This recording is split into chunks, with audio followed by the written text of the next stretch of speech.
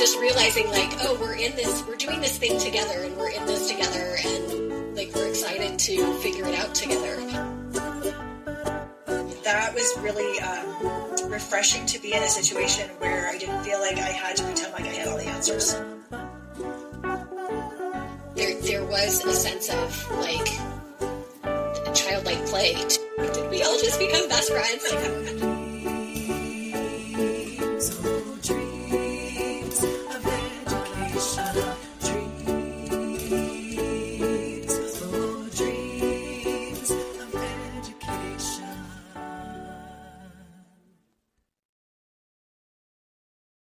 Hi, friends. Welcome to another Dreams of Education podcast with me, Kelly Tenkely, and my friend and co-host, Michelle Baldwin. Michelle, last week we talked a lot about learner-centered, and we talked about how sometimes our practices in school don't reflect a truly learner-centered mindset or that we actually value that. And we touched kind of a lot on AI actually last time, and I'm guessing it'll keep reappearing because it's part of kind of what people are doing right now. So I suspect it'll come back today, but it led into this nice conversation around assessment. And so today we wanted to dive into assessment. And I had sent you a text earlier in the week, this quote from theologian Paul Tillich, where he calls sin the separateness.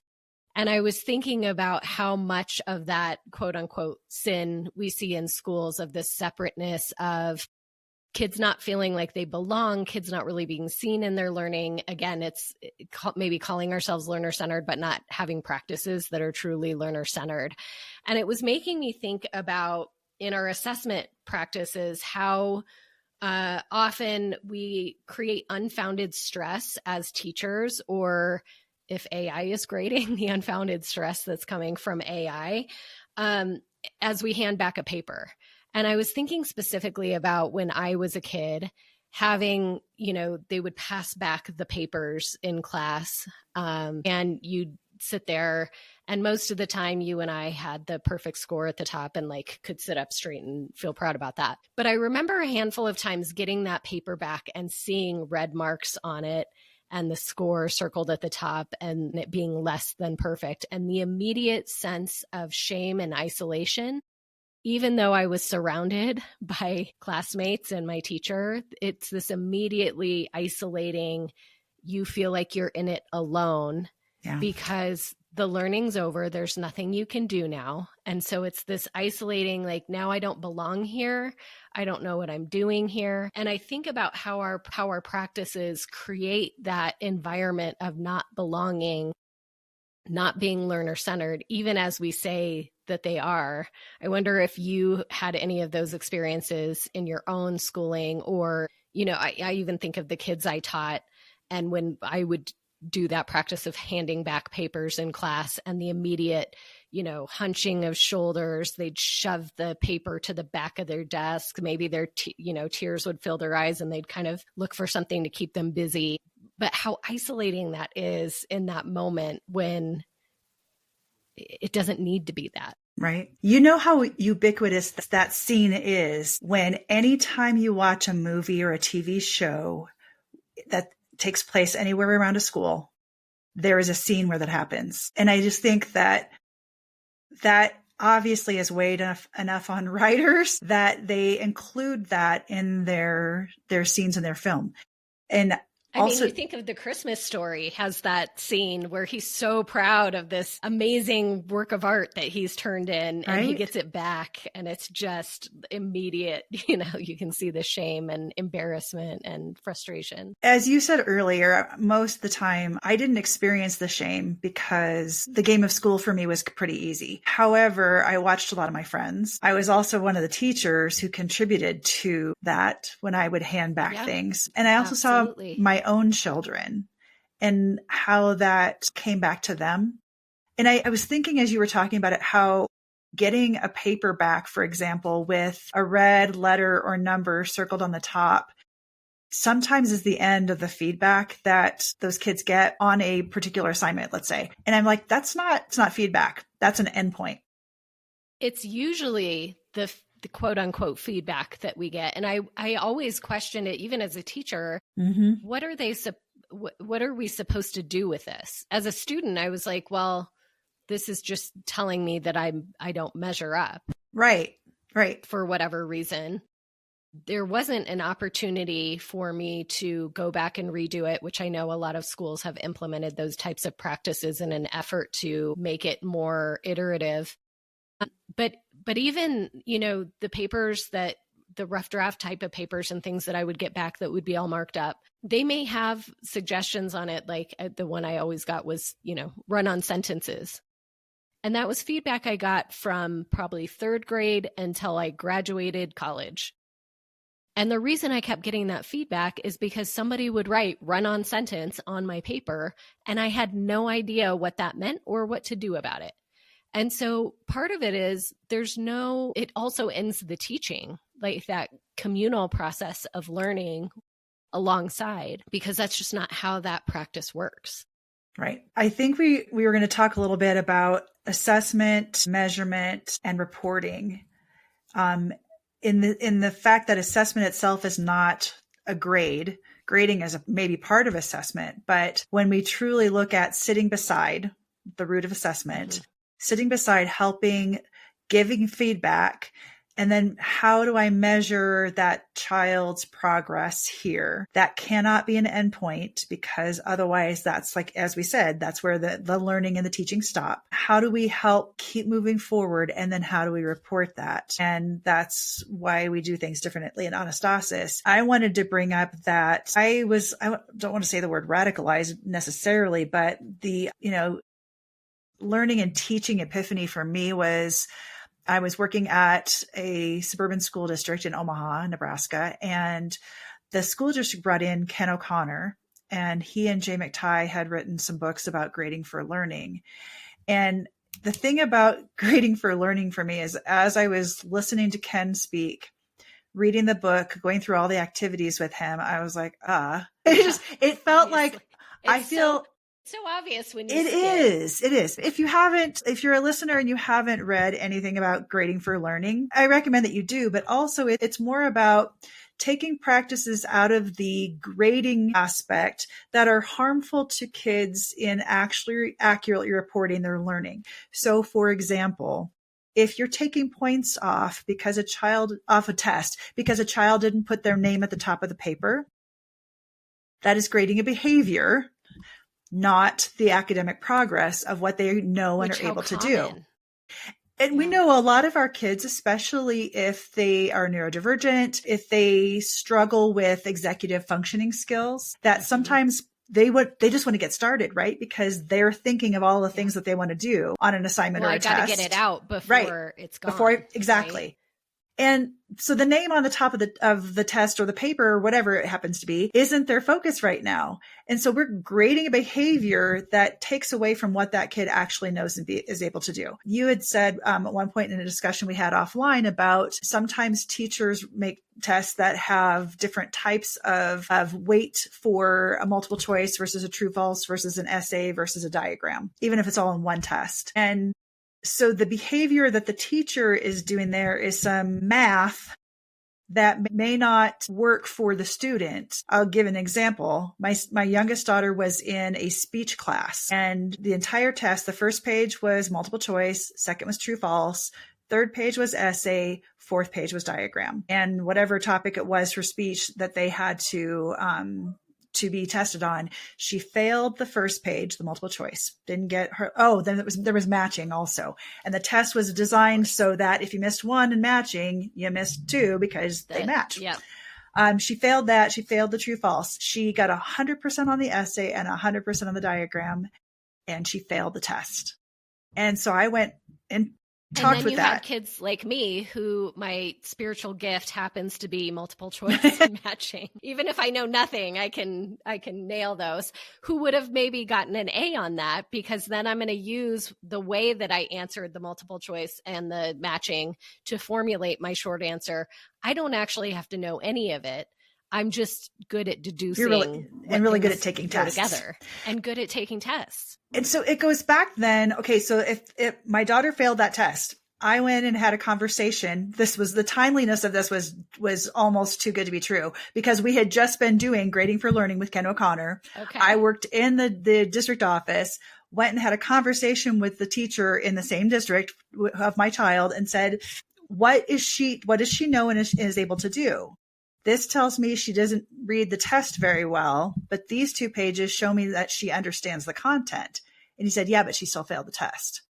And I was like, okie dokie, we're not going to worry about the grade in this class, because it just did not compute for that teacher. And I don't blame him. That's, obviously I do a little bit, or else I wouldn't be talking about it this many years later, but it's all how we've been conditioned for so many years exactly in education, that this is how you do it. And not only were we taught explicitly that, but we were taught implicitly because we all took those tests. Right. Exactly. And it's some of us, like you and I, were very good at taking tests. So the other thing that Ken O'Connor would talk about was just, again, like the arbitrary math of the grading, and how it took away from actual assessment, which when this assessment is being able to look at and observe the progress the students are making in the classroom, and then help the ones who need more help. Mm-hmm. But if I'm doing some weird math with my grades, like averaging, for example, they don't tell the true story of what that student knows and is able to do. He had his example, and this is in one of his books, Ken O'Connor's books. He said, if you had someone who was a parachute packer and they had to take 5 tests, and you have the 2 people in your class for parachute packing. One of them got a 0 on the first test, a 0 on the second test, like a 50% on the third test, and then aced the 4th and the 5th tests. Then you had another person who averaged about 50% all the way along. 50, 50, 50, 50, 50. Who do you want to pack your parachute? Well, obviously, most people would say, I want the person who packed it correctly the last 2 times. But if you average over those 5 tests, if you average the grades of those, they're pretty similar. And in fact, the person who knows how to do it now would maybe have a slightly lower score because we're averaging.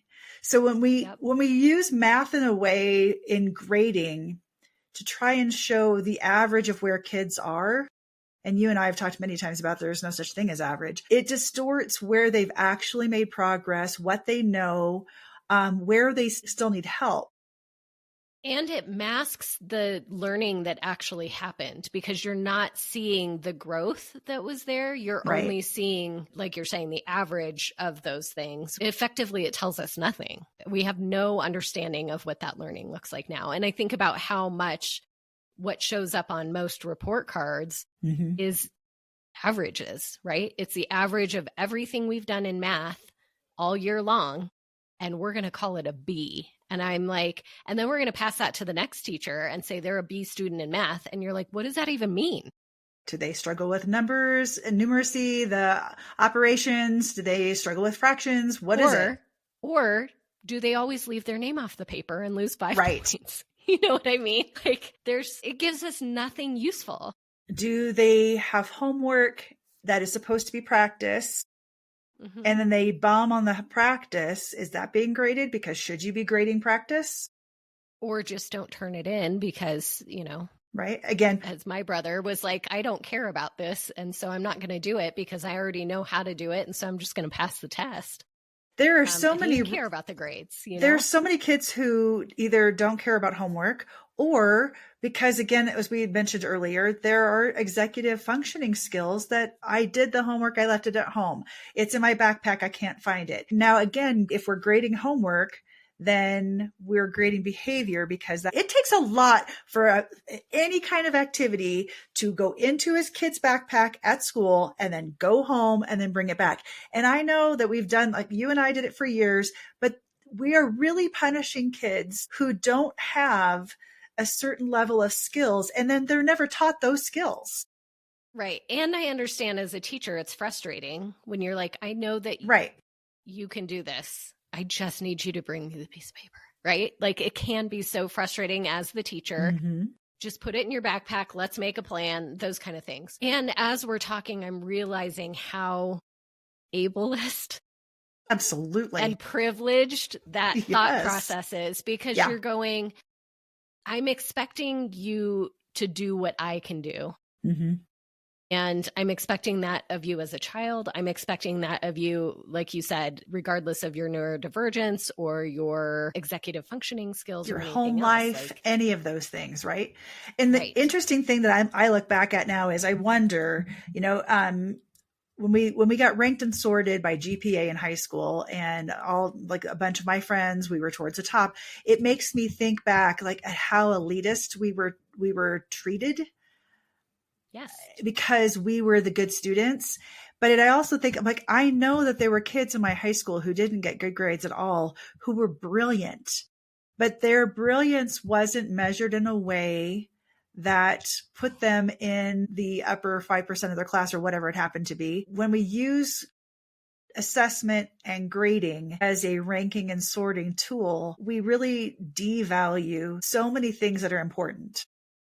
Well, what we're actually measuring is compliance. In so many of those cases, what we're actually looking at is it becomes a practice of compliance and competition. And I think about, again, all of those words create separateness, right? There's no belonging. To say that that's a learner-centered practice, I think, is absurd, because there's nothing about the learner in there. It's all about how do we rank and sort and move you through and decide what your worth is, almost. I mean, when it comes down to it, a lot of your worth comes from those numbers. And I think you and I got worth from the high scores in the most unhealthy way. Absolutely. Where it created a lot of perfectionism and anxiety and stress and over-reliance on our abilities to prove that we are worthy. Instead of recognizing the inherent worth in all of us, it was like, well, I'm more worthy than this other person because I get the 4.0 and they're, a 1.8. We put it on resumes and never CVs. Said that, right? No. Right. We would have never said that. But at the end of the day, that was the implicit message being sent all the time. And that doesn't go away. Put it on transcripts and CVs and resume, which is, every time I get a resume that's got the scores that they got, I'm like, why are they telling me this? This is not, it's so strange to me, but I know that there are companies that really care. They do. They value that. And ask for it explicitly. Yeah. But again, we just kind of go back to, well, what does that mean? What does it do to people in the future? Like, I still think, like, when we had Andrea Pittman come do some cognitive testing with us as teachers, just for fun, so that we could see what the kids were going through. I remember getting all amped up going, I have to be good at this. I mean, again, I was my 40s, 50s, who knows how old I was at that point, yes. But having to perform well on a cognitive skills test that we were just going through so that we could see what she was giving to students. As an empathy builder. Yeah. Exactly. And that says a whole lot more about who I am, and we can go off on a completely different episode there, but. What it really shows is how much that primed us in our youth for who we've become. And I had a similar experience, not so much that I cared what the outcome was, but I immediately remembered what it felt like to be in that testing scenario where it's like, oh, I didn't prep enough. I didn't, give me time to prep real quick and I'll do great. It was more of that feeling for me than I have to prove that I can do this the best. I know that we'll hear from people who will say it's inevitable. Everything gets ranked and sorted. Everything gets graded. And I'm like, it doesn't have to be that way. And we can look at things. And again, we can look at how the practices actually cause harm to kids and to learning, because to me, there are some kids who will just give up because they know they're not going to get a good grade. There are some kids who will work really, really, really hard and do the best that they possibly can and eke out some decent grades. There will be some kids for whom it's so easy they don't have to try and they'll still get good grades. And then there are some that are like, why bother? I have a former student in my life who was a very bright kid, learned very quickly, did not see the point of homework, so he didn't do it, could pass all the tests, but was failing all of his classes, again, because of the grading practice of that particular school. So when I would go in and talk to the teachers, I'd say, what if you just gave him a pretest? And if he can pass the pretest, you don't make him do the homework. and that's the grade he gets for that class. Or if he doesn't pass the pretest, then he'll do some of the homework to practice and learn, because that was his whole point. He goes, why should I do homework for stuff I already know how to do? It's just a waste of my time. Brother. Yeah. Yeah. My brother was like, I know I can pass the test. I'm not going to waste my time proving something when I'd rather be like in the neighborhood playing right. hockey. Well, and the punishment for this kid was he was being told, you can't play football, you can't wrestle, you can't do any of the extracurricular activities because you're not doing your homework. And he kept saying, but I already know all of this and I proved it. And so look at the type of situations that schools use in punishing kids with grades. There are some schools in Denver that I've been to that you don't get to go to a school dance if your grades aren't up a certain, like a dance? Excuse me, can we just pause for a moment and talk about the school that is local that we heard they do reading tests every week? It's a school that they wear uniforms. And at the end of the week, whoever got a perfect score on the reading test gets to break dress code. Can we talk about public shaming? Because for the kids who that is always going to be hard because the test is not made for them, or they're dyslexic, or there's a host of other things going on, that they always are publicly shamed because they never get to break. I'm just like, who is coming up with these? And how are we not thinking about how this impacts kids? I don't think that there's a lot of really good deep dives into here's what motivates children. Here's what motivates children to learn. They just think about things that, like, there's a lot of assuming of what a kid would want, and not a lot of thought about what's the outcome of this type of reward and what does that do to our school culture. And how does, I know that there are going to be some people who will say, we don't always get to have these warm and fuzzy feelings, and we're not going to give everybody a participation trophy, or we're going to give grades so that everybody feels good. I hear those arguments. However, I actually agree with those arguments. That's not what we do in practice, which we'll talk about what we do and how we got there. But I understand, just hearing the front end of this conversation, how that might be the take that some people have of, it must be really nice to just say that we don't need grades. Right. Everybody wins. Yeah. Everybody wins. And that's not exactly what we do. In fact, it's not at all what we do. But I do hear a lot of folks probably rolling their eyes and thinking, well, what's the alternative? Is that it's a free-for-all. Which of course it isn't. And I think that, again, we have to maybe make an allowance for the way that we assess and the way that we measure and grade or report at Anastasis could not be done if I had a class load of 7 classes, 5 different preps, and 1,000%. 40 students every day in each class. 1,000%. Yeah.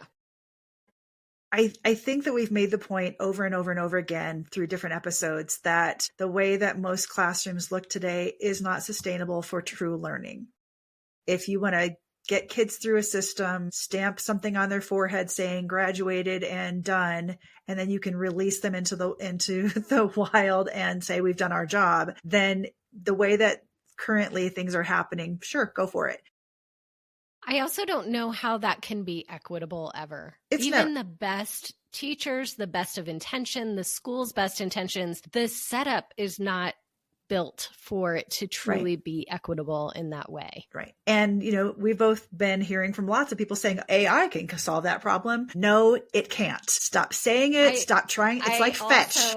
Stop trying to make it happen. Also am like, again, I go back to the sin of separateness, right? The sin being the separateness, the isolation, the belonging, or the lack of belonging. What better way to further distance humans from other humans than to put AI in charge of grading? And you made a great comment. I can't remember if it was off camera or in a text chain that we have going, but where you were like, can you imagine the lawsuits of having AI grade? Because we've both been in schools where, because those grades are so highly contentious and weighted for being in certain clubs or getting to go to the dance or being on scholarships and or all those things, scholarships, how many parents who will come and, jump all over teachers to justify those extra 3 points that they need? What happens when you put AI in that place and now the teacher doesn't even have, and we think, well, now it's completely objective. We've taken all subjectivity out of it. And the reality is, in our testing practices, they're inherently subjective. And so we can't truly even the robot's not going to get it right all the time, or see the nuance of what's actually happening in the thinking of a student. Nor can an AI bot or an LLM think deeply enough. It can't think. It can only do what it's being programmed to do. So it doesn't care if this kid didn't sleep last night, or this kid didn't get to eat breakfast, or had a huge fight with a friend, or whatever it might be. There are numerous things that happen. Whatever biases exist that we may not be aware that exist in that model.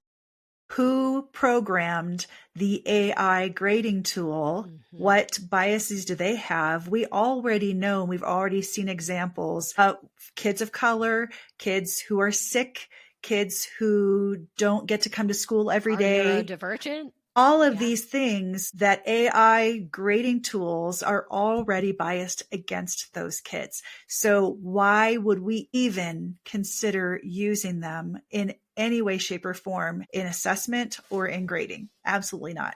I'll tell you why. Because teachers feel completely overwhelmed. Yes. And they're like, this is going to help me do it better. I think administrators are probably the ones who really need to carefully consider and walk their teams through why and how these tools are being used, or if they're being used at all. Because I think if teachers are doing the best they can, right? And if their schools are purchasing these tools, it's like, well, I'm going to make my life easier and less.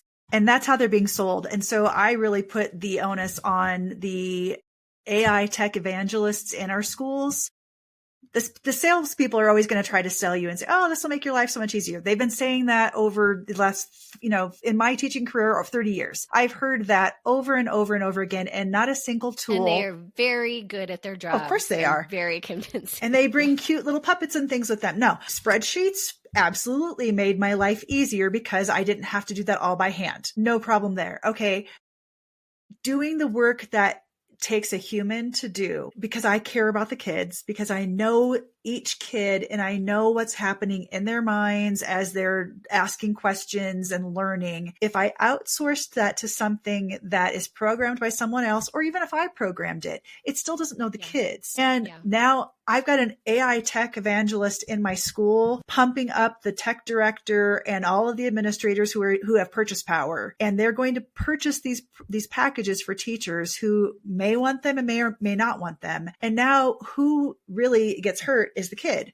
Those kids had no say whatsoever in their district bringing something on like that. And they also did not give consent, nor did their parents. Parents might be signing off on something, but I would actually say, you know what, parents, if you get an AI anything from your school and you're asked to give consent, say no. Because you don't know if the school has done their due diligence to ensure that your student and your family's data is private and will be that way. There are so many things here, Kelly, that, I wrote a blog post. I had a long discussion with people online about this.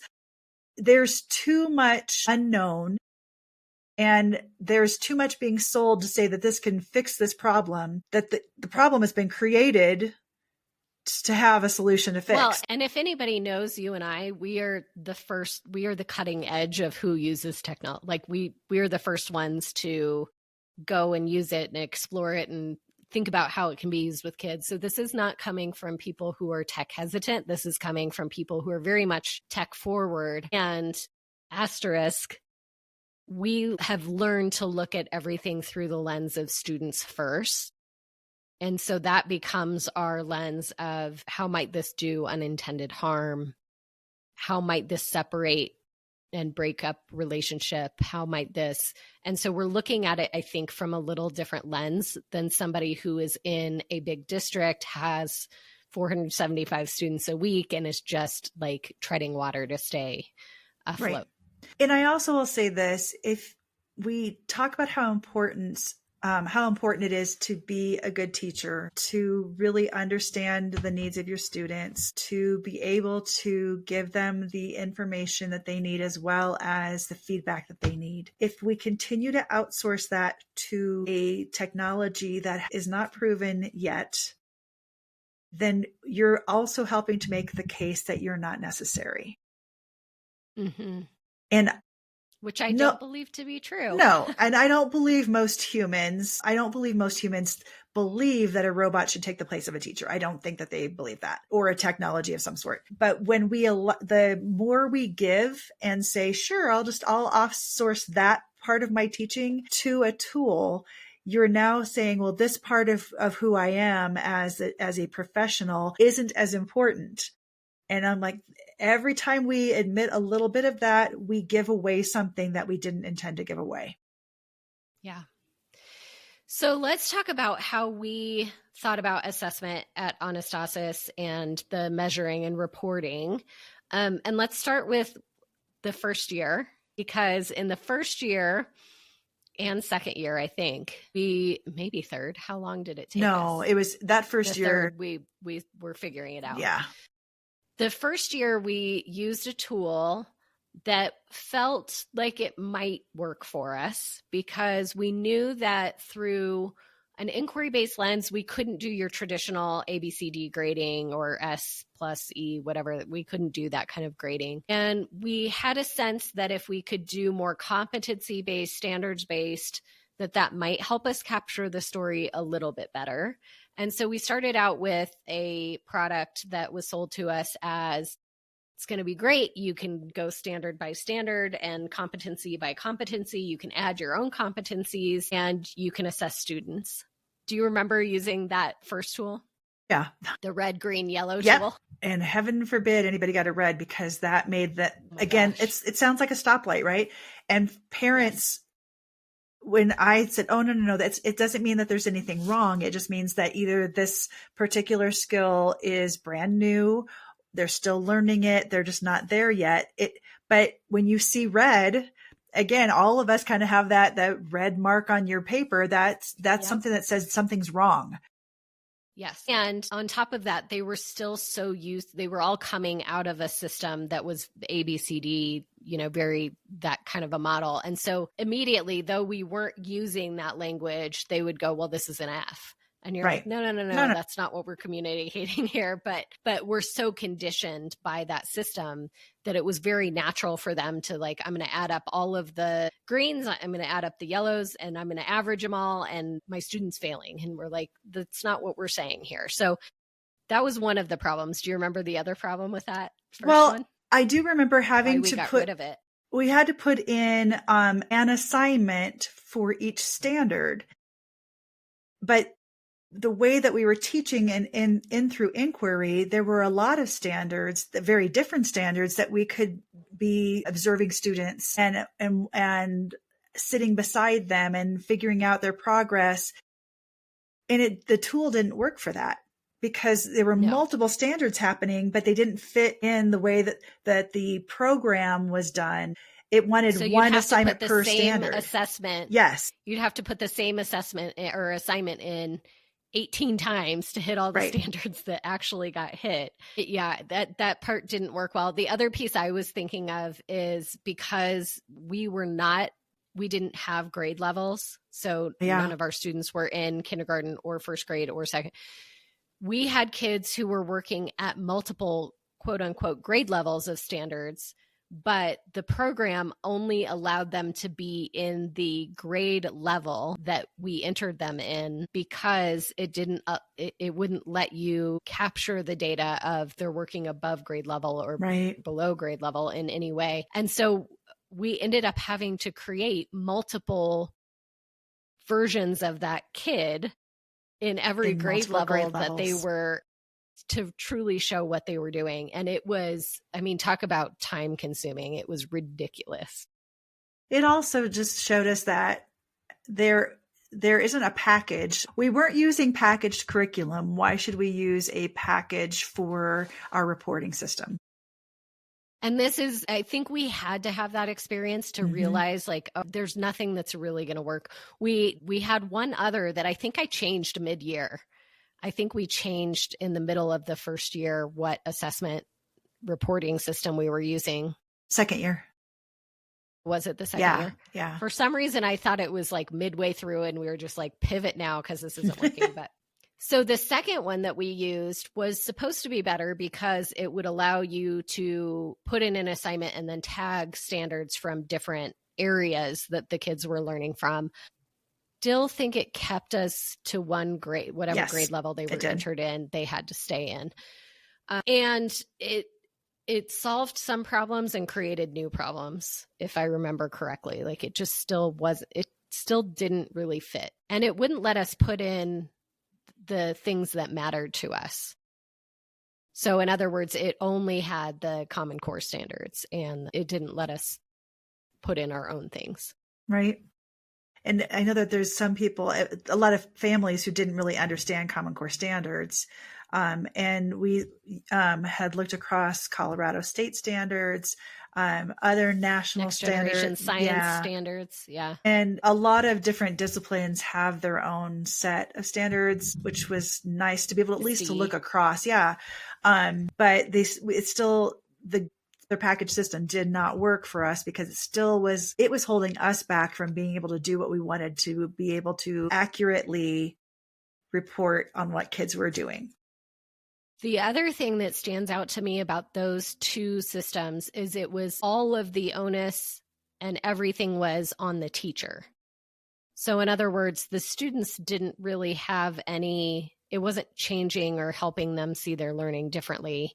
It was all about what the teacher was seeing and measuring and reporting. Right. And again, if you think about a typical report card when it goes home, who's looking at it? It's almost often a parent or a guardian, right? And if the kids are not seeing that until that point, then again, the feedback is too late. It's coming after the learning is ended. It's not feedback, it's judgment.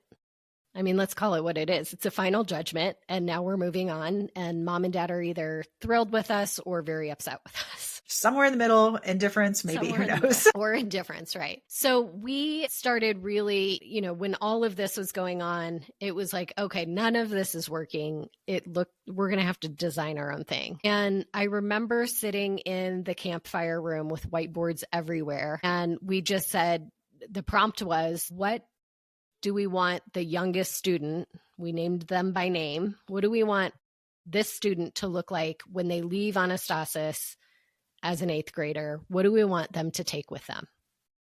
And all of us just armed with markers wrote words all over this room. And it was fascinating because not one of the words listed were academic in the way that most report cards are all academic. There were a lot of habits towards learning that we were hoping to cultivate. There was a lot of attitudes towards learning that we were hoping to cultivate. Like we wanted them to be lifelong learners. We wanted them to be risk takers in their learning. We wanted them to be compassionate, right? There were these character words, a lot of what we would call or term soft skills. And you didn't see anywhere, like, I want them to know the 50 nifty United States, or I want to make sure that they're really good at multiplication. Like those just weren't there. We did have words like, I want them to think like a mathematician. That was probably your contribution. Or I want them to approach the world like a historian or a scientist, but it wasn't, there was nothing specific, and everything we had been capturing up until that point was specific to academics alone. And as it turned out, as we looked at these boards, what we actually valued and wanted for our students was captured nowhere in any of our reporting. Right. And I can't remember who originally said it, but what we measure tells what matters to us. Right. And so that was kind of in odds in that first 2 years because we weren't sharing what actually mattered to us. Well, that's been the case in education for a really long time, right? For 100 years at least, saying that whatever we're testing is where the focus goes. And are we testing the right things? Are we measuring the right things? Because we might have a whole bunch of people who can rattle off every date and, site of a war in the Civil War, or sorry, a battle in the Civil War. But is that a nice to know for trivia, or is it something that we really hope that people can take with them and move forward in a way? And how does that work? And I love knowing lots of facts, and that's why we don't play trivia games with you unless you're on our team. But the point of that is you can love facts and you can be curious to memorize a bunch of those things, but that is not a skill other than great. You've got that memory there. That's just a very surface level. Also, yes. Am I testing what the kids are coming in with already, or am I testing where they're going and what they're going to do with the knowledge that they have? Are we looking at depths of knowledge rather than surface level knowledge all across the board? Mm-hmm. And so these are the exact conversations we were having all together. Yeah. This almost sounds like a repeat of that conversation of going, well, I don't really care if they know all of their math facts in under a minute, but what I really care about is, do they have a conceptual understanding of math that they can take with them? Can they think math as they move forward, because that's going to serve them better? Or I want them to be able to think in terms of a historian or history and understand the nuance of what kinds of things lead to a revolution, rather than just have the memorized facts of the revolutions we've told them are important to memorize. Right. And so I remember having these discussions, and we did not all agree 100%. It wasn't like, no. Oh, yes, the consensus wasn't there right away. And this also was an evolution. It took time to get to the place where we currently are. But I do remember thinking through, okay, well, if we say, for example, that we have students who like to look at the world as a scientist. So then we would go through and look at the different Common Core standards and next gen science standards and say, okay, which of these at which level, we didn't use grade levels, but at which level do we think makes sense for our students as they move through Anastasis? And is there a scope and sequence of some sort?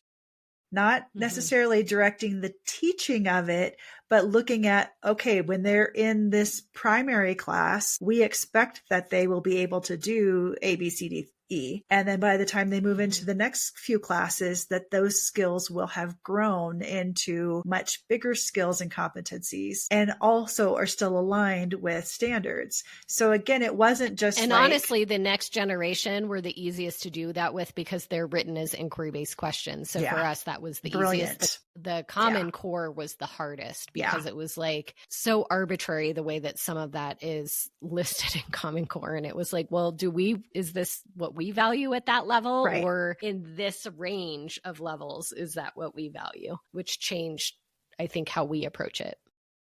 Well, and then when you're looking at all of those things, and it sounds very complicated, and you did this miraculous thing of putting it all together and programming it. And there were different iterations throughout the last few years, but it still fit the needs of our kids and the teachers and what we wanted reported back to parents. And I do remember from the very first time when we started talking about, this is our new system and here's what we're thinking about.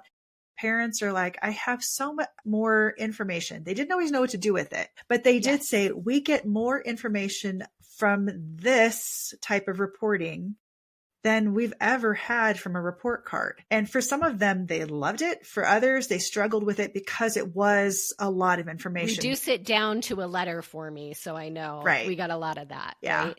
But we did. And it was like, well, I don't know how to do that, but in a typical school, here's what their grade. Here's what it would look like. Well, and it also gave us common language across every class, and rather than giving letters and grades just numbers or percentages, because, as we said before, an average doesn't really tell us anything about what the kid knows. So we started talking about, well, what is it? What do we call it when this is a skill I just started? I'm just learning it. I really need a lot of help from the teacher and others because it's so new. And we're like, well, that's a novice skill. Yeah. And then we talked a lot about how are we going to develop a language that is more precise about how learning actually happens rather than your ABCD or your, even a lot of the competency-based use language like mastery, or I can't think of the other words that most use, but we felt that they weren't precise enough about how the learning process happened, and they still felt like a final judgment rather than a snapshot in time. Right. Proficient. That was one that Proficient. I used to You're have right. to give those grades before. And again, that's when you talk about proficiency, incomplete, proficient, or mastery. A lot of those words have a lot of different levels, and that if they're not defined accurately could mean different things to different people. And that's why I really love how we took the language that we used, we defined them, we talked with kids about them. So what does it mean to be a novice? And they could talk to you about that. Yeah, let's talk about our levels of learning. And the way that we picture this with our students is we talk about learning being a journey a lot. And so the posters that we created for the assessment language show that journey. So the novice you see at the bottom of a mountain, right? And we talk a lot with kids about there's no shame in being a novice. If I'm going to learn particle physics today, I'm a novice. It just means I haven't seen it before and I'm new to the learning and I'm excited to start out, right? I'm at the bottom of the mountain. And then, we start to learn from someone and we become an apprentice. And that someone is not always a teacher. It could be a book. It could be an experience. It could be a video. It could be any number of things, but we're being apprenticed along by someone else who's further along on the journey than we are. And then we become a practitioner where we're actually, dipping our toes in and feeling we're seeing glimmers of like understanding. And I kind of get it. And each move moves our little guy further up the mountain on this journey. And at the practitioner, now we're practicing the learning. We're not getting it right every single time. We're still checking in with either the video or book or whoever's apprenticing us. We're checking in with quite a bit.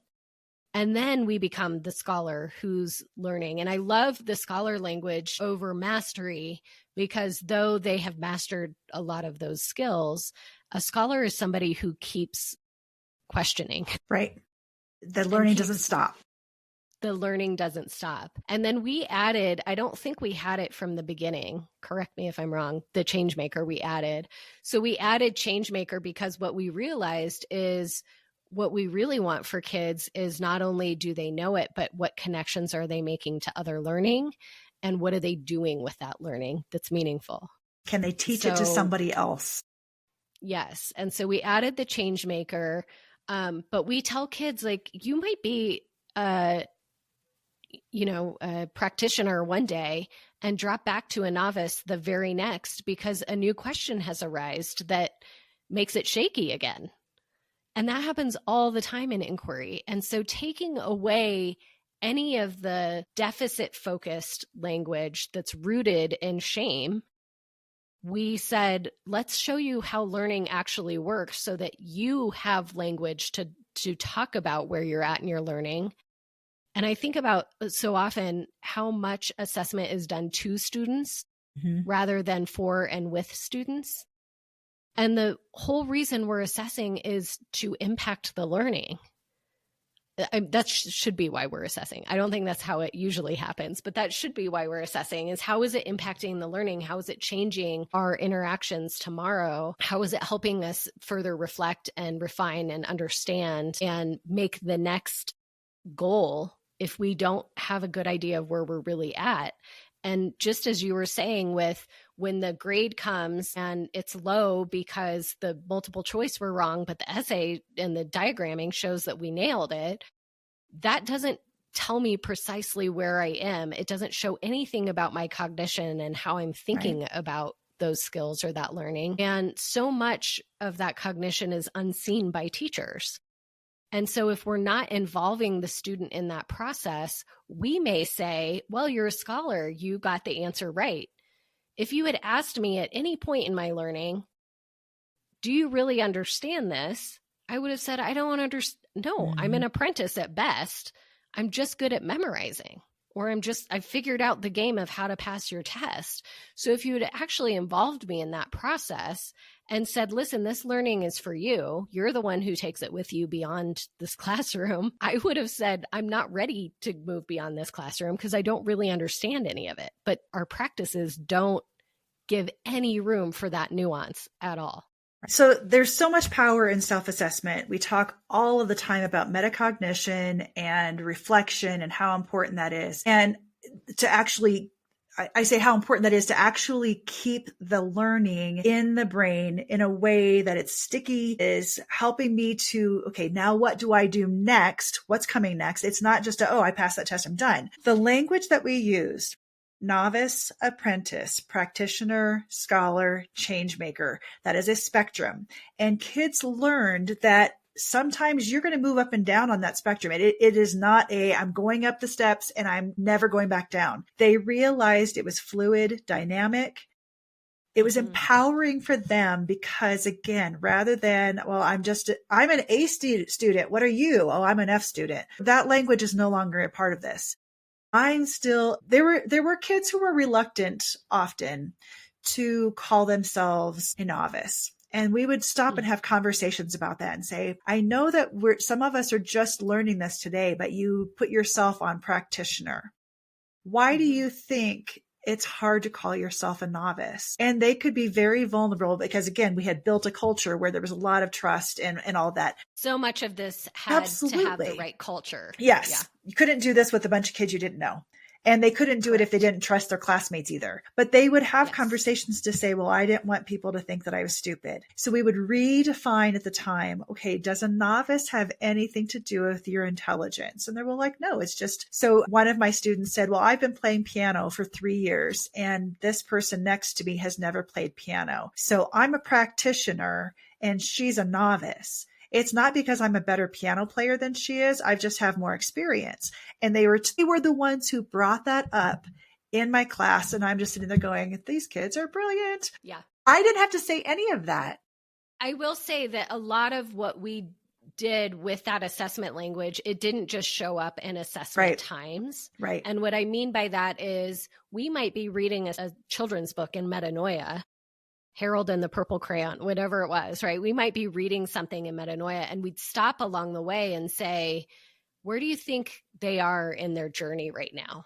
And the kids could identify they're a novice. And I loved when parents started coming to us and saying, I expected them to do some chore and they were, it was a mess and it didn't happen. And they would say, it's okay, Mom, I'm still a novice at cleaning my room or whatever it was. As frustrating as that probably was for that parent, I'm like cheering because they're identifying what is actually happening in all of those moves. So it wasn't something we only used when we were looking at the learning. We were also using it as we looked at literature or, started into an experience. Maybe we're going to a field trip, or when we went to stepping stones, for example, and the kids had never been around that population of people. And one of the kids, and I can't remember who now, but one of the kids was like, oh, we're kind of like novices where we don't know yet, and we'll get there and it'll look different. That evolving language and embedding it in places that aren't just quote unquote judgments on learning, I think changed the relationship to being able to own it vulnerably as well. I know that there are a lot of people who will look at it and go, well, that's kind of hippy dippy, right? You're just making people feel better about the same levels. But there's something to that, but also, do I want a world of winners and losers, or do I want a world of people who realize that it's all a gift, it's all a journey, and that we're all in different places in our journeys for different things? If I look at it that way, it's fascinating that we might think of it being like, well, that's a little soft or hippy dippy or whatever. It's not. But it's right now that all of the research is affirming that this is actually the best way to human. Right. You read, Adam Grant or Simon Sinek or Brene Brown and the research that's been done around this. And as it turns out, this is a better way to do it than the zero-sum game of winners and losers, which we think works, but doesn't actually work. The shame and anxiety that comes around grades and learning shuts brains down. They don't want to try. And this is not a personality. It's not a character thing. It is a given truth that when kids are shamed, adults are shamed, any humans are shamed, that the learning is going to stop. So as an educator, I want all kids to learn. I know all kids can learn. If the norms that are in place create winners and losers, then the norms need to be changed, because that's what's wrong. The kids themselves are not what's wrong. The norms are. So why on earth, why wouldn't I want to change that? And again, if we're honest about the way that learning works, it has starts and stops. It has fluidity that goes in all kinds of directions. What we think we understand changes when another question is introduced or another piece of information is introduced, and suddenly we're like, do we understand that? I mean, we're doing this in real time with Newtonian physics, where we're like, well, it's all material, right? It all works this way. And then quantum physics comes along and goes, well, actually, it doesn't quite work that way, right? So, but if we think we've already have the answer, there's no reason for us to keep searching. And I think in my learning, that was such a detriment to me, because it was, well, I learned it and I have proof because I passed the test. And so now I don't have to think about that ever again, rather than realizing this is a lifelong thing. I mean, how many schools say we want lifelong learners and then create these artificial stopping points with tests and grades and measurements and graduation, for crying out loud? Like, never have to read a book again, right? I'm done studenting. And so now I don't have to do that anymore. I think it's worth talking about too, that when we look at how kids present themselves to us, they're coming in. I mean, I think about those little babies that come in at 5 and 6 years old, right? And they're so excited. They just love being around their friends. They love having a teacher. They love having a school. They're almost always super excited. And then as they get older, that excitement tends to wane. And why is that? You mentioned before, some people never pick up a book after school again. I'm like, okay, so are we talking about how they've been forced to do something in a system that doesn't really work for them? Therefore, learning is painful and it's something to suffer through. Or is it something that they are able to see and feel empowered in their own personal growth? So again, we have a culture that we have very, very intentionally cultivated to make it a safe place for learning to happen. But we also have systems in place, such as assessment, measurement, and reporting that flow with that style of learning. So when we talk about assessment and observation, it's whenever we have people who will walk through our school and say, okay, well, when are you going to do an assessment? We haven't seen you do an assessment today. And I laugh. I'm like, I've been assessing the entire time you've been in this room. It's all the time, right? Yeah. Right. So we never again, have stopped. It's always happening. And again, we can help design activities that provide the opportunity for kids to show what they know and are able to do. But maybe my target goal today was fractions, but they also did some presenting, or they did some discussion about what they saw patterns and how that matched something in history. So we're literally hitting multiple standards, and it is a lot to take into consideration as the teacher. If I'm constantly watching the children to see every little thing and there are multiple standards, it sounds very, very overwhelming. But now when it comes time to reporting that, first of all, I take, copious notes either on paper or in a tool like Evernote or, whatever it might be. There's lots of different options for teachers to note. I used to try to create forms to do that, and it was getting so tricky that I'm like, why? It's too time consuming. Do what's best in the moment, right? And then consolidate. Yeah. Well, and what's easiest for each teacher, because you used Evernote all the time. Other teachers literally would have like sticky notes in a notebook where every kid had a page. So I think, however it works best for you to capture that in real time, do that. Lots of pictures, lots of videos of the kids. I was able to go back and watch and listen to their discussions. So the assessment is happening all of the time. So as I'm observing, I'm also giving real-time feedback to the kids. Sometimes it's an individual, sometimes it's a small group, sometimes it's a large group. And again, you said this, but I don't want people to miss it. The root word, the Latin acidere, is of assessment, means to sit beside. And somehow we've completely lost the sit beside. And particularly if we're putting AI in there, there's no sit beside. Right. And so being able to not only assess in the moment, but then to adjust the learning that's happening and the understanding that's happening in real time with a student makes the assessment so much richer than the paper that gets handed, the assignment that gets handed back a week later. Exactly. And I'm also seeing truer ability than just what gets done on a worksheet or on a written test. So I have kids around the room doing multiple types of activities. I'm watching, I'm asking questions, they're asking questions, they're answering questions. Okay, so now the measurement piece doesn't have to be a written test. It can be what they're doing in the moment. It can be a bigger project that they want to do later. How that project looks could be different for each kid. It sounds like a lot to manage for a teacher, but actually it's very freeing because I don't have to design every piece of measurement for every single kid. A lot of times the kids are doing self-assessment too, and that's super helpful when they're not just to take it off my plate, but to hear their thinking about their learning. The reflection of their learning is where all the richness is. Mm-hmm. And in most schools, we do not give kids authentic time for, I shouldn't say, we give them time, but maybe not for authentic reflection, right? It's kind of this contrived thing. When we're doing conferring sessions, the way you all did, where you're sitting with a student and you're asking questions and they're reflecting on their learning, man, all the richness comes out. And you start to see kids be more vulnerable in, yeah, I think I'm still a practitioner. Like I'm not really ready to do it by myself because I had to ask 5 people how this is working. So I'm not really ready to move on just yet. Well, I think there's a lot so much of that isn't what we would have gotten. No. In a system. I remember my teachers saying, what grade do you think you should have earned? And I always was like, is it bragging to say A? No, is it prideful to say A?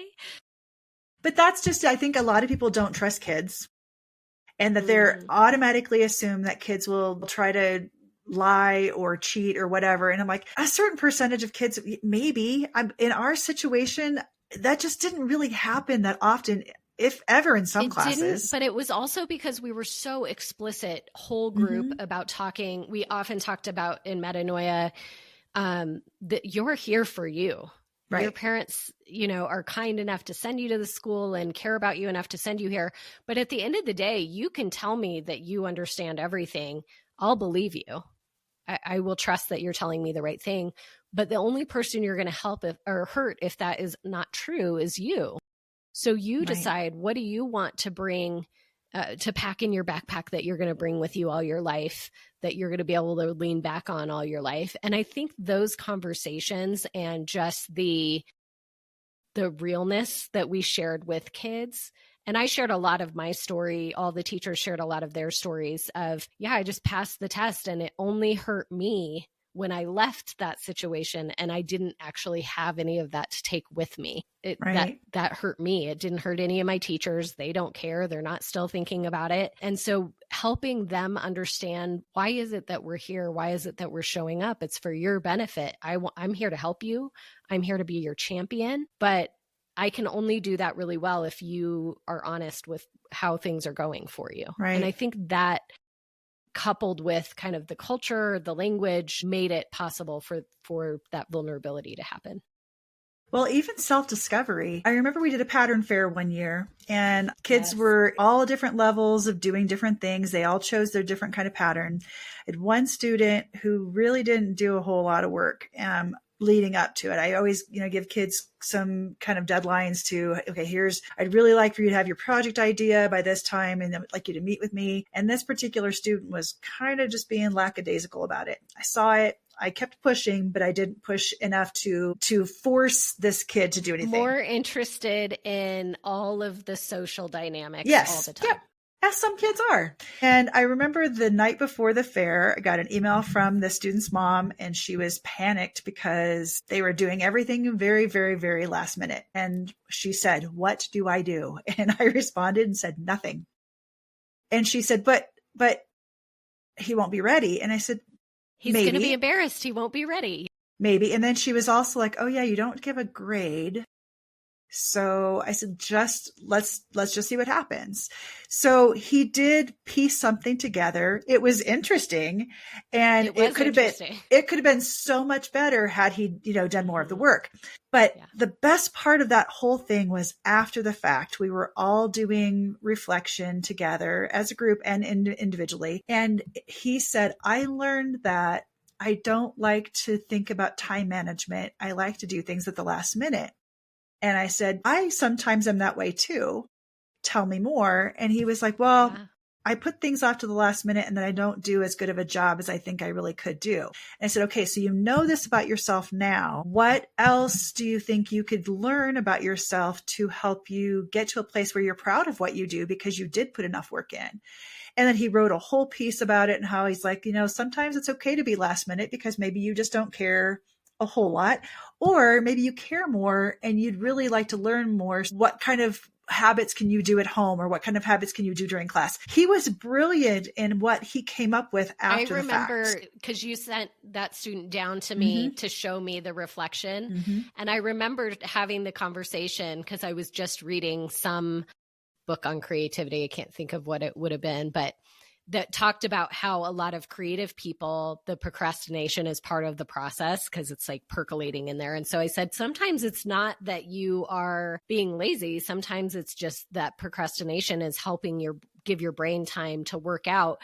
But if you have no inputs that you've given along the way, there's nothing for it to work out. And so that's where you end up feeling like you're scrambling at the last minute. And he was like, yeah, I think that is me. And there's go ahead. I was going to say there was assessment in that, yes, he knew about the pattern. Yes, his project wasn't the best it could have been. I didn't have to grade a project in a way that would punish him for the behavior of not doing things last minute. The best part of the learning was a self-assessment he did in that reflection. So when we keep talking about what is assessment, it's not just always a test about a concept or even a skill. A lot of it is, what do I know about myself? And what am I learning about myself that help me get out of my own way? Or this is how I am. And these are the things that I'm going to put into place so that I can make sure all along the way I'm getting things done. If you ask me to write a paper today and you tell me it's due next August, I'm not starting it today. There's no way. I'll have ideas percolating. I'll write things down. But I like to compose almost all in one place. Sometimes maybe I'll put it in half, but I'm not the kind of person who can sustain my thinking in a way that goes across months without a bunch of other ideas interfering. If I really want concentrated effort, I want to sit down and write it all at one time. That's what I know about myself. I'm that way too. If there are things that I know I have to turn in, I can do that. I've learned to play the game, but it's not my best. So I was able to talk with that student and share some of the same information. Like, this is not who I am, but here's what I know I need to do in order to show growth across this. Exactly. Yep. I don't feel that we always honor people and their different types of thinking, their different needs in not even a little, how we assess them in school. Yeah. So why would we take a practice that works for some people, but not for everyone? Yeah. And what is the purpose of what we're doing? Because the purpose that you and I are showing up for is helping that student be the best that student they can be. Exactly. And in that moment, comparing them to what everybody else did would have done no favors. It wouldn't have changed anything. Sitting beside them and saying, I see you, I noticed, I wonder, here's what I know about myself, was so much richer of a learning experience than just grading the project. Right. And because we've, have 14 years of experience, we're also able to go back to those same families and see how their kids are doing outside of Anastasis. They've graduated high school. They've gone to college. That's what I was going to say, is so many of the parents early on were like, what's going to happen when this is all great and all, but what's going to happen when they go back to the real world, meaning the grading high school normal grades world. And what we found is across the board, students are fine. They excel in the next levels. And I don't think it's because of the way we've I don't think it's because of the transcript we send on that they're excelling. I think it's because we've taught them how to think, how to learn, what to value. So yes, then can they go back and play the game? Yeah, they can. Right. They And ask do good it questions. wonderfully. They know themselves well enough. They know how they learn, that they're able to go into a new situation and say, okay, this is still a novice situation for me. I'm going to figure out how to do this, and I'm going to ask good questions. Carl Fish was still over at Arapahoe High School in Denver, and he would often come back and just say, your kids ask such good questions that Yes. he was like, I love having Anastasis students at Arapahoe because they ask amazing questions and they're such good learners. Yeah. And we hear that a lot. And not only that, but they're good at advocating for themselves when they're struggling. So because we've built that into how we operate all the time, they don't feel any shame in going and staying after and asking additional follow-up questions or getting clarification or whatever they need, because they've learned that that's safe at Anastasis. And parents are always like, well, are they going to be okay in high school? I'm like, high school is not my goal for them to be okay. I want them to be okay in life. And if they're going to be prepared for life, then high school, yes, they will also be prepared for. But our ultimate goal is like, how do we give kids all of the tools that they need to step confidently into the world? And that's our goal. It's not how do we create 4.0 students? Although a lot of our students end up 4.0, right? So it's like, yeah. I just keep going back to the system that creates winners and losers is always looking at assessment and reporting from a deficit perspective. What are your kids missing? We're going to fill those in, and then we're going to grade them on that, and whether they get those pieces that were missing filled in or not. And it doesn't leave a lot of room for being human. It doesn't leave room for the nuances and learning that are different per individual. And it also misses out on, so in our reporting tool, we get to write a lot of narrative in addition to, yes, the student understands this particular, is able to master this particular standard, right? But the narratives and the behaviors that we talk about, the looking at life through a lens of an historian or a mathematician or a scientist or an artist or a musician. I mean, all of these things, right? We honor those kids, and not every kid comes in with a strength of, well, I can learn every math fact. I can learn every reading fact. Sometimes they really struggle with those things, but they have amazing gifts in other places that are not honored in a traditional report card. I know I told this story before in a previous episode, but I just want to touch base on, I had a student when I taught elementary music in Omaha, and this student really, really struggled in school academically. There were a lot of labels. I'm not going to get into anything more than that. Then a lot of the teachers said this kid struggles all the time. He would come into music and he was brilliant. He could do drumming patterns that I couldn't do. He was doing things that adult musicians are able to do very competently. It was very natural for him. I'm not advocating to say, well, then all music should be graded academically. That's not the thing. But how do we honor the gifts that some of our kids come in and they're extremely empathetic and they're helpful. They're like little mini teachers in the classroom, or thermometers of how the whole class is, or the very quiet example that everybody is looking to that child because they have such strong character that they are a role model even at 5 or 6 years old. All of those things we value in humans, but they don't get graded on a report card, so then they don't matter. Yeah, we capture all of that. And in fact, we also will capture the notices of, they understand XYZ. They can do this. Right. I've witnessed them do this. The anxiety that they have overshadows their ability to do this on command. Right. And that doesn't show up in your grade. And how many kids have extreme anxiety around test taking? And so are we getting even a true picture in that moment? Probably not, right? There's a lot of emotional component that is impacting what that looks like in that given moment. And we've had a lot of those students. I feel like we've had a ton of those students. And what I feel like is how many times a parent has come back to me and has read the reporting and says, wow, you really know my kid. Mm-hmm. And that more so than anything, you taught my kid all of these things. You really know my kid. It's like, I see that kid. And yes, that's a compliment that I will take with me forever, because that's what Anastasis has allowed us to be able to do. And also to show we honor these kids. We love these kids in a way for who they are, not just as little data points, or I'm going to put you on this track and get you through 12th grade and then see you later. Don't care about you anymore. That's not the case.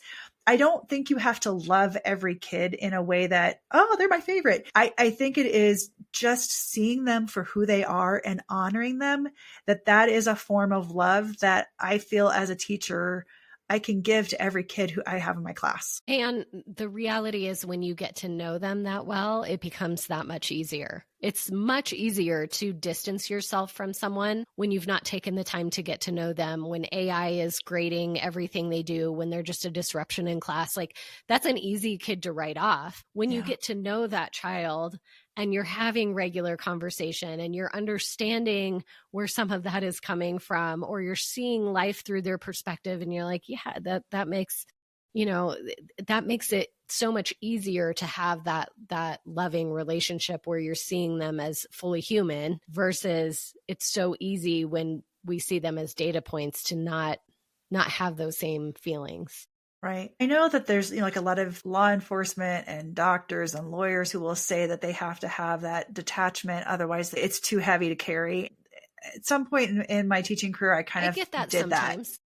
That. Because we take, if we don't, we take home every, little story or anything that's burdening someone else. And it's pretty heavy.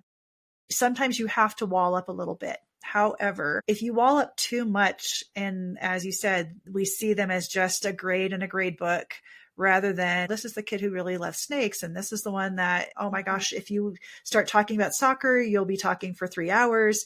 What makes me so happy is all these little moments. I'm like, I know that kid. I know that kid. I know that kid. Right. Because we do. And that's, again, when you're seeing those kids for who they are, a traditional assessment and reporting tool does not work. My favorite was getting I knew one of our alums was getting ready for midterm finals freshman year of college. So I sent her a text just saying, hope midterms go well. I knew she was nervous about it. And she sent back a text and she said, everybody's real stressed out right now about these midterms and really feeling overwhelmed. And I'm realizing I don't really care what grade I get. I hope I do well, but I don't really care about what grade I get, because I have all the learning regardless of what grade I get. Like, this is just a moment, but I actually put myself into this class. And so I know I'm getting something out of it regardless of what the grade says. And I'm just like, we did it. I'm so proud of you. I'm so proud of you. Because that's it. Like, what are we taking with us? What are we leaving with is the most important thing, not how somebody else has decided to judge it because it's midterms and we give tests at midterms. It just was like, gosh, if we did something right, Michelle. Well, Kelly, I think too, if you stop and think about how we've talked about identity, and if we continually identify students as how successful they are in school, that becomes part of who they think their identity is. And that example that you just gave was not someone who identified with a grade, but with the learning. And that's what we want. And by the way, that student was only with us 2 years at Anastasis. They came in middle school. And so it's not a student that was with us and the first 2 years, which means they didn't even get the best of what we ended up on. But those messages were even there early on enough that that's what she carried forward. And knowing that she came to us as a CD student, right, from another system that was telling her there's something wrong. It was so deficit focused, always kind of comparing her with where she wasn't rather than in terms of the growth that's happened and where we're going next. It was always this deficit focus and scarcity focus. And so the whole reason her parents brought her to us was because they were nervous about this scarcity deficit. And so just seeing her thrive, in college and now in life, she's out of college now, but has been so much fun. And I'm so glad she took all of those messages with her. Gosh, if we do nothing else right, that's Right. a good one. So are you going to share with listeners any part of what our reporting tool looks like? Yeah, I have it posted on Dreams of Education, but I'll do another post that shows it, and I'll probably do just a snapshot of what our upgrade, we call it upgrade because that's what it feels like, an upgrade to assessment. I'll show what the measurement tool, that piece looks like, but without the context that you've just listened to, you'll look at it and go, well, isn't that cute? Isn't that sweet? It really, hopefully this conversation has led to the understanding of why it looks so different, because we wanted it to look different enough from your traditional report card and transcript that you were forced to think about it differently, both as a student and as parents. So yeah, I'll share that, and I'll probably write a bit about it again, but yeah, it looks pretty different. So just prepare yourselves that you'll get a little insight into my psyche of crazy. No. I would not say that at all. I'd say it is, I need to do something different. I know the kids that we have, and I know that traditional systems aren't working. What do we do to honor the kids that are in front of us? And fortunately, it also happened to honor kids who weren't in front of us, but that we would get eventually, right? Which was nice. You'll see the Vitruvian Man, kind of that feel in the center of our report. And that came because we had several years of classes that were so obsessed with Da Vinci and the Vitruvian Man that was a nod. And we could have taken it out, but I just love it. So we leave it. It looks really cool. And it makes sense when you start to really look through to go, okay, I see how that piece fits. Okay. Yeah, that all makes sense. And again, going back to novice, apprentice, practitioner, scholar, and change maker, that language across the board gave kids a different way of looking at their journey into learning and seeing that it was a journey rather than just something. It's not like level 1 in a video game and then you move to level 2 and then you never look back at level 1 again. Unless it's a really good game, but that gamification kind of education isn't what this was about, because that's just always talking about moving forward all of the time and only succeeding, right? What happens when you fail? You have to do that all over again. Mm-hmm. Our journey with the fluid parts of being a novice and moving into apprentice and all of that, kids started to see that it wasn't about, I've left this behind and never have to revisit again. It's like, they started to see that learning had building blocks, and that sometimes in a spiral, and sometimes that we got back into those things again. And, wait, didn't I already learn about this? Yes, but now we're going deeper. Ooh, and they were all excited, right? We also talked about a lot of the kids got to climb the sand dunes here in Colorado. And what's fun about fun is debatable depending on who you are. One of the things about the sand dunes is as you're walking up, you'll hit spots where you slide backwards, right? It's sand, so you'll move backwards and then you're still climbing. And you'll get to the top of what looks like the peak, and you'll realize you're only on the lowest peak and there's still more to go. And so it's very much like our learning of you'll take some steps forward, you'll slide back a little bit, you'll take more steps, you'll feel like you got it and you're at the top, and then you realize there's more to go, right? That was always such a nice metaphor after they had come back from the sand dunes for what learning feels like, because it's got all the starts and stops and all those pieces. And by the way, if anybody is interested, we have a blog that a lot of what we posted on it was student work called standagain.wordpress.com. And so if you're wondering, if you ever want to look at kind of how our students were thinking, a lot of it was reflective pieces from experiences they had or things they had written, or sometimes I start writing and then share their quotes or work. So it hadn't been added to recently, I don't think, but you can go back and see some of these stories that we're talking about. Yeah. A lot of what I used to do, I shared on the former Bird app. but Yes. deleted those accounts. I do have an archive, and there are I did a lot of screenshots too, and I put those on my own blog, but we did spend a lot of time trying to capture the student voice and helping to amplify that so that they could get their voice out into the world when they felt that they had things that they wanted to ask or things that they wanted to say. And that was a great form of assessment in itself, but it mattered to those kids, right? So I love that we still have some of their writing on a blog and in different areas. So it's not just in a notebook tucked in somebody's basement.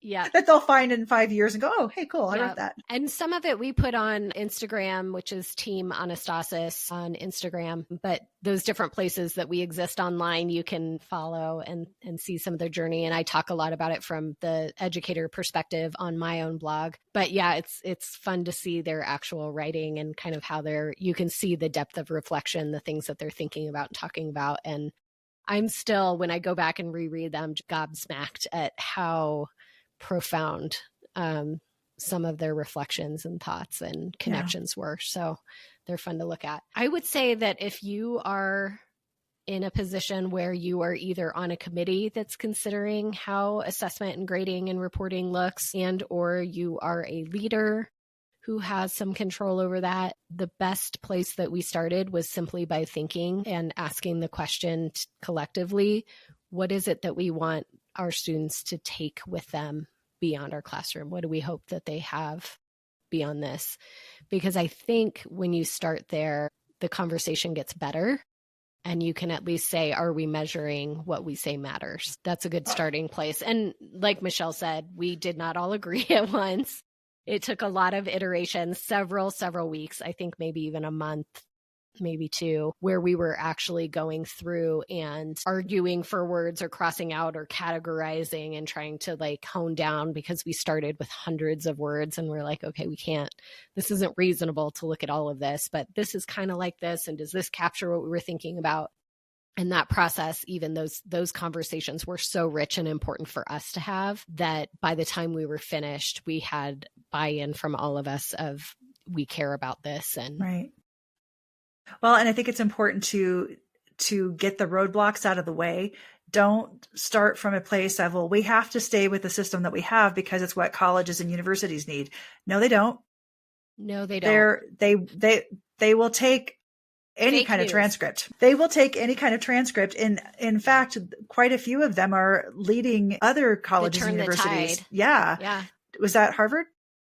Harvard started it, I believe, the Turn the Tide movement. And then so many universities now have signed on that they're basically the idea being that we're not looking at you to send us what you've always sent us. I think at the university level, they're realizing the reductive grades are not useful measures for us. And so give us something that we can get to know who these students are actually. So I think the argument that, well, we have to do it this way because they have to have a transcript in this methodology is just not true. And so know what actually is true. And then there's folks like the Mastery Transcript Consortium, MTC, that are doing really interesting work around this as well for the high school level. There's lots of smart folks thinking about this. And so I think a place to start is just asking what matters to you, and then find those resources that already exist to help you tell the stories. I'm currently working on developing the Learning Genome Project in a methodology that other people can use it, which would include our learner profile as well as our assessment tool. But they don't have to wait on us. We didn't have to wait.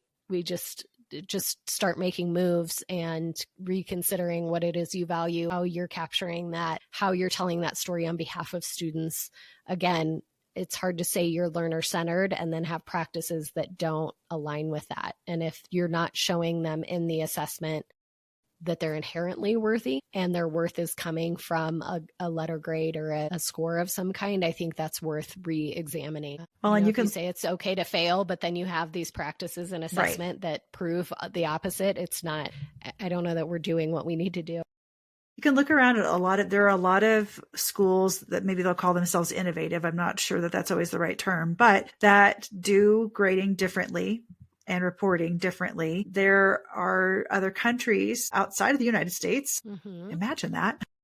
Imagine. There are other countries outside of the so look to other places. If you are an activist minded person, then maybe start getting involved with your state laws around education.